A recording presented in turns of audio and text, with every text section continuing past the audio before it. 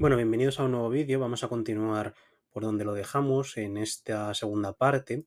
Lo que vamos a hacer es analizar un poco los archivos, eh, digamos, el código fuente, los archivos base de, de nuestra productivización del modelo, ¿vale?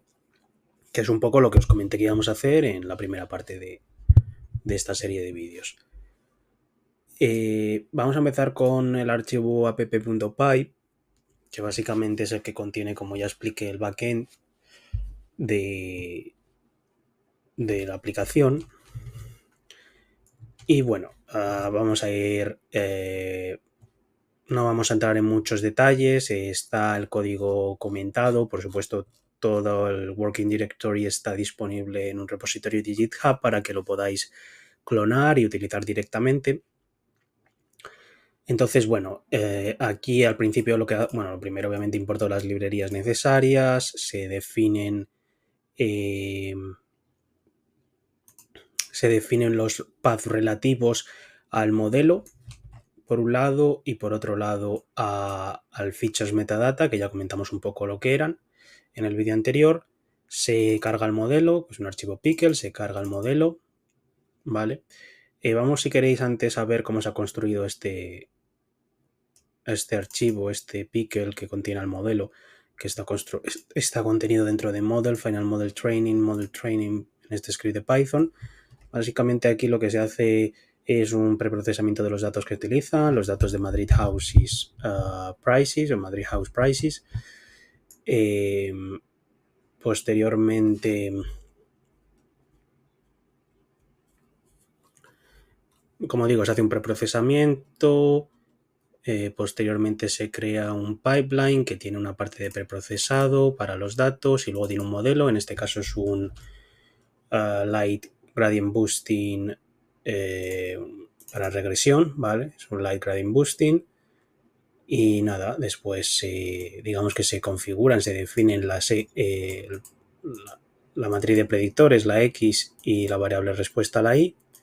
Se entrena el pipeline y con todos los datos y se guarda, ¿no? Como un archivo pickle. De nuevo aquí estamos asumiendo que bueno, este es el mejor pipeline. No hemos hecho la parte de Machine Learning clásica, que es muy relevante, de buscar el pipeline más adecuado, el que mejor predice. Hemos supuesto que este es el pipeline que mejor predice, ¿vale? Esa sería toda la parte de Inner Evaluation, especialmente, aunque también se podría añadir la Outer Evaluation para estimar la feature performance del modelo, pero bueno, son cuestiones ajenas a este vídeo.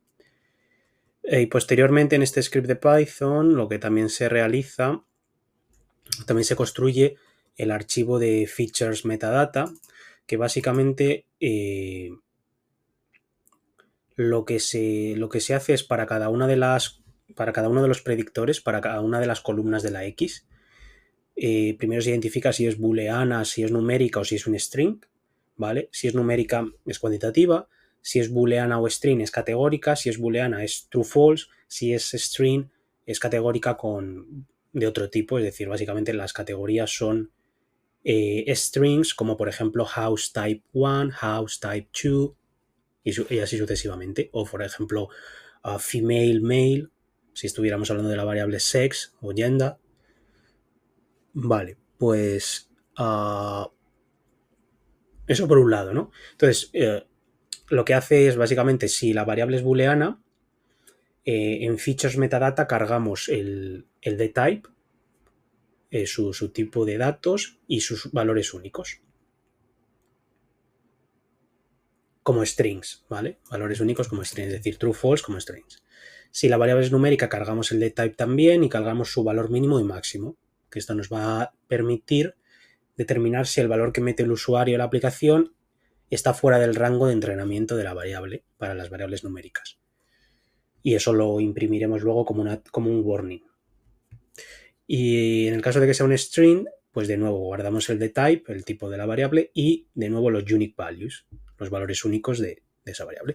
Y nada, guardamos como archivo pickle este diccionario, ¿vale? No tiene mucho misterio, eso es lo que hace el model training py.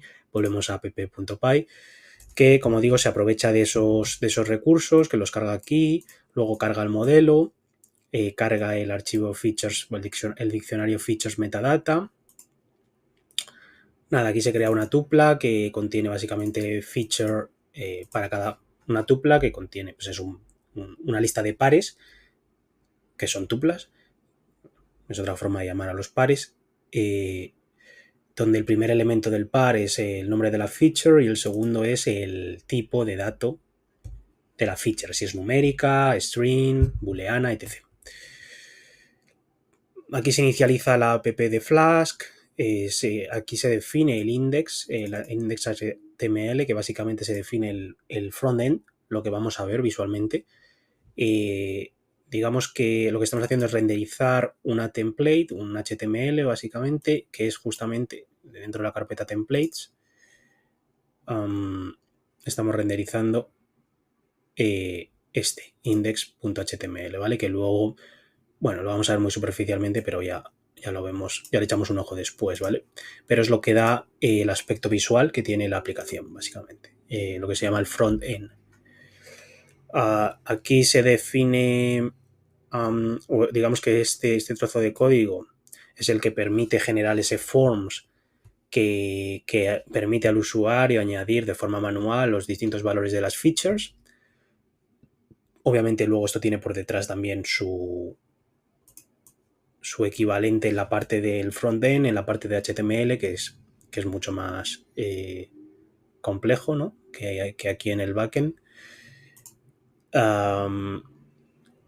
Bien, luego aquí tenemos la función de make single prediction, que básicamente es usada para el apartado en el cual se hacen predicciones individuales, predicciones para la vivienda que ha metido el usuario de forma individual. Aquí se utiliza esta función de make single prediction. Básicamente,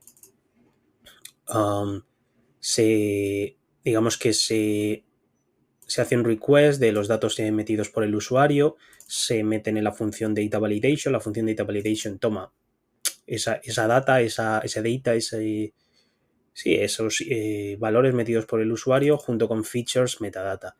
Vamos a ver lo que hace un poco data validation, es una función que está metida en el scripts utils, que es importante para justamente validar los datos, ¿no? Esta función está orientada a eso.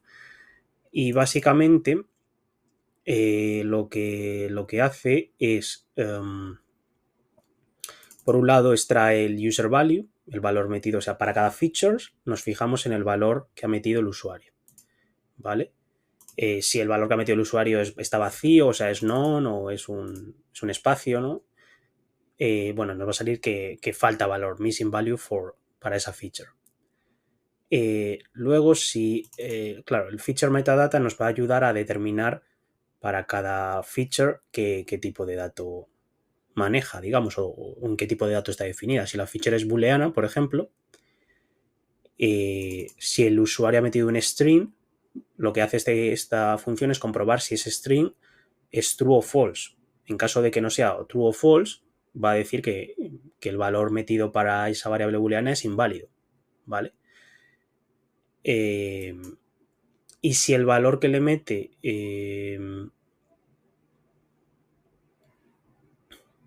también aquí hay un comprobante para si el valor que mete no es un booleano, pues entonces directamente ya también nos lanza un error, ¿vale?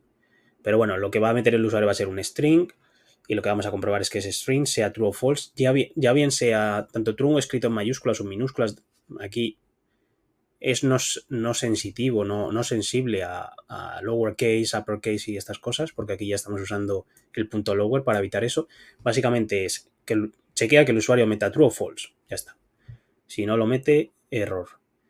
Si la variable es un string, es una categoría, por ejemplo, house type, básicamente nos va a chequear si el valor metido por el usuario es un valor válido, es decir, es uno de los valores posibles de esa variable categórica, y en caso contrario nos va a dar error. De nuevo, nos va a salir un value error. Luego vamos a chequear que esto funciona, ¿vale? Que es algo que no hicimos en el primer vídeo. Y luego, si es numérica, lo que va a chequear es si el valor introducido por el usuario, imagínate que es el número de habitaciones o los metros cuadrados de la vivienda. lo que va a chequear es si el valor introducido por el usuario está en el rango de entrenamiento de la variable, es decir, con los datos de training con los que se entrenó el modelo, el rango de esa variable, imaginaos que el rango de la variable de número de habitaciones estaba entre 1 y 10. Es decir, no había casas con más de 10, no había casas con menos de una habitación. Si el usuario mete 12, va a salirle un warning, en este caso, no un error, de oye, has metido un valor que está fuera del rango. Que no quiere decir que esto esté mal, porque puede ser que esa nueva vivienda efectivamente tenga 12 habitaciones y el modelo ha sido entrenado con viviendas que no tienen ninguna una cantidad tan alta. En principio, o sea, esto es algo posible, pero se lanza un warning para advertirlo porque hay una probabilidad de que sea un error y ese warning puede hacer darse cuenta de ello al usuario, de oye, he escrito 12 cuando quería escribir 2. Vale, bueno, eso es lo que hace un poco Data Validation. Y nada, pues una vez que ya tenemos los features, bueno, Data Validation escupe dos cosas, escupe los valores del usuario y los warnings, ¿vale? Data Validation, si ya el usuario mete algo que está mal, ya directamente no te va a escupir esto, sino que te va a escupir un error. En el caso de que todo vaya bien, te va a escupir el User Feature Values, los valores de las variables, de las características dados por el usuario, y los warnings en el caso de que haya warnings, para el caso de las variables numéricas.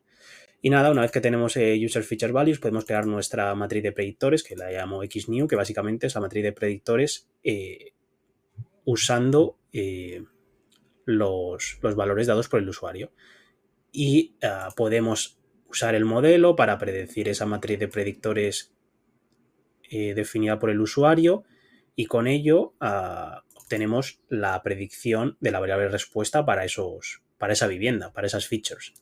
Y nada, eso es lo que se escupe como output, eso redondeado, ¿vale? Tenemos un par de funciones que lo que nos van a ayudar es a chequear que el archivo insertado por el usuario es de un tipo válido, ¿no? En este caso, el único tipo soportado es CSV. Básicamente, esta función nos devuelve el tipo de file, o el tipo de archivo introducido por el usuario, y básicamente esta función nos chequea que ese tipo está dentro de los permitidos, que en este caso, insisto, solo está CSV, ¿vale?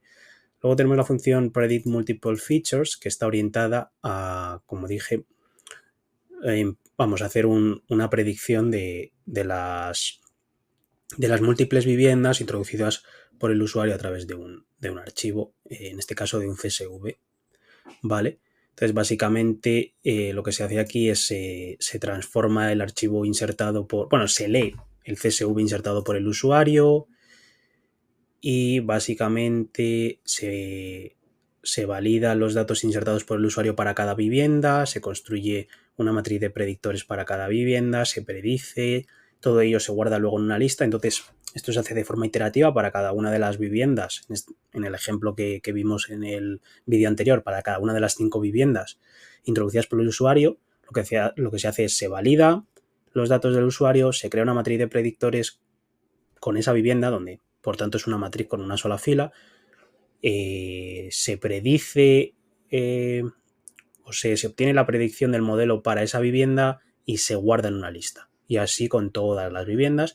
Entonces, al final, lo que podemos es crear un data frame que usa la información contenida en esas listas, y este data frame lo que va a tener efectivamente es un index donde indica el ID, por así decirlo, de la vivienda predicha, y luego un predictions, que va a ser la columna que indica la predicción del precio hecha por el modelo puesto en producción para dicha vivienda, ¿vale? Y se retorna esa data frame de predicciones, además de los posibles warnings obtenidos, ¿vale? Y luego esta función make multiple prediction utiliza la función anterior, la función predict multiple features, para hacer el backend, digamos, de las predicciones múltiples. Básicamente, lo que se hace es, por un lado se manejan los errores de que no se haya seleccionado ningún archivo, o de que el archivo seleccionado Bueno, eso ya se manejó anteriormente, ¿no? Que el archivo seleccionado sea de un tipo incorrecto. Pero bueno, una vez manejados esos errores, si el archivo es del tipo correcto, si digamos que el archivo está permitido, pues básicamente lo que se hace por un lado es se crea una carpeta ficticia, por así decirlo, que es donde se guardarán el user data, insisto, los datos insertados por el usuario, ¿vale? Se crea esa carpeta. Por otro lado, vamos, se crea, por un lado, se crea, más que se crea esa carpeta, lo que se hace es se crea un path ficticio que va a contener, o sea, una carpeta ficticia que va a contener ese CSV subido por el usuario. Se utiliza el path de esa carpeta ficticia para usarlo como input para la función predict multiple features, porque daros cuenta que esa función necesita como input un file path, el path del CSV básicamente. Entonces se le da ese path y esto funciona correctamente, aunque pueda parecer extraño. Y nada, simplemente obtenemos los outputs de esta función. El output central es justamente el diccionario, perdón, el data frame con las predicciones. Se crea de nuevo también una carpeta y con ello un path ficticio para las predicciones, ¿vale? Para las predicciones escupidas, que son guardadas también en CSV. Entonces se crea, digamos, una carpeta ficticia, se guarda ese CSV con las predicciones. Y ese path se utiliza para ser enviado usando la función sendFile, que es una función de Flask. Se utiliza para, oye, envíame el archivo que está, que tiene como path el path predictions path, que justamente ese archivo es el CSV con las predicciones realizadas. Envíamelo al usuario, envíamelo al entorno local donde el usuario que está usando la aplicación está trabajando, básicamente. Dicho de otro modo, envíame el archivo de las predicciones al usuario que acaba de subir el CSV de las viviendas. Entonces, usuario sube CSV de viviendas, aplicación envía CSV de predicciones a dicho usuario, ¿vale? Si hay algún error, bueno, aquí si hay un error relativo a que el archivo no ha sido, el tipo de archivo no es permitido, bueno, pues salta el error, ¿vale? Y luego la última línea ya es la ejecución en sí de la aplicación, ¿ok? Eso es un poco todo relacionado con app.py, que es el archivo central. Es un poco todo en general, hemos repasado todos los archivos menos el index. Al Dockerfile ya le echamos un ojo en el vídeo anterior. El index no lo voy a... Es un archivo complejo realmente, es quizá el archivo más complejo de entender, o al menos para mí que no tengo grandes conocimientos de HTML y menos aún de JavaScript y demás. Pero básicamente aquí se define la estética de la aplicación y luego hay que utilizar JavaScript para manejar ciertas cuestiones que no son triviales, ¿no?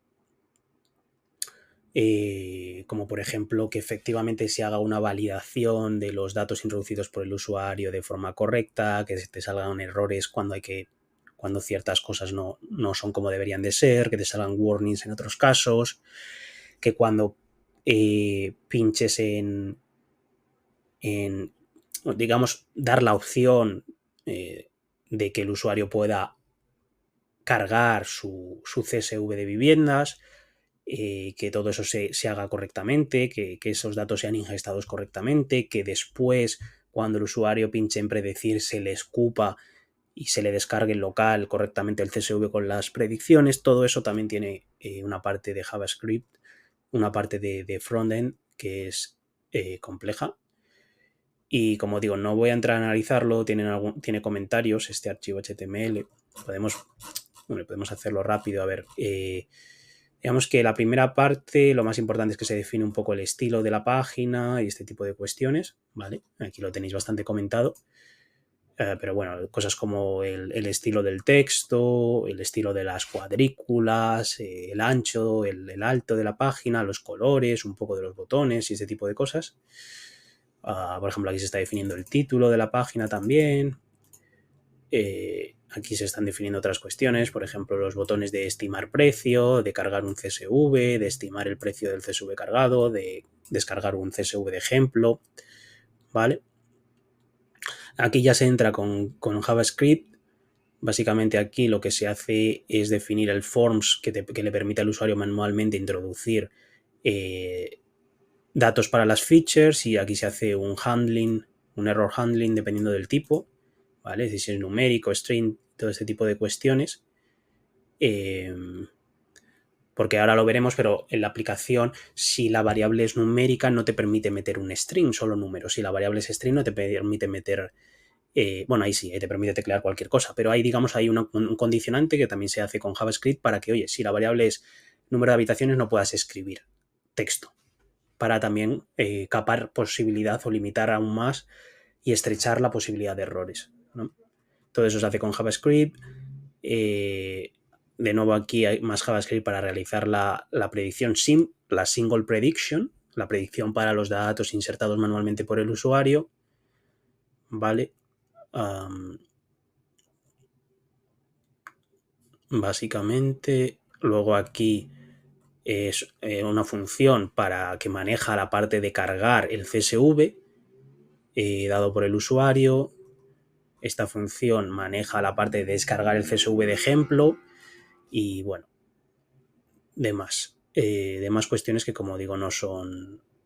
Fijaos que aquí se está manejando también la parte de una vez que el usuario ha ingestado los datos y le ha dado a predecir, pues que se le escupa que se descargue el local, el predictions.csv y todas estas cuestiones. Insisto, no es sencillo, es yo creo que la parte más compleja con diferencia. Esto es lo que te puedes ahorrar si utilizas Streamlit.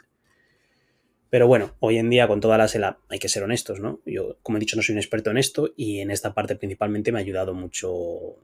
Me he servido de Large Language Models, principalmente de ChatGPT. Pero no creo que sea algo que haya que esconder, sino al contrario. Mi consejo es que los Large Language Models están ahí, han venido para quedarse, en mi opinión, van a ir a más y hay que aprender a trabajar con ellos. Es una bendición, en mi opinión. Pero bueno, insisto, hay que... quien no aprenda a integrarlos en su workflow diario quedará un poco apartado, en cierto modo. Así que nada, chicos, ya hemos hecho el repaso de los archivos. Ahora en el próximo vídeo lo que vamos a ver es cómo desplegar la aplicación y vamos a volverla a ver en funcionamiento un poco más, sobre todo la parte esta de los errores, de los warnings, que no lo había mostrado en el primer vídeo, ¿vale? Así que nos vemos ahora en el siguiente vídeo.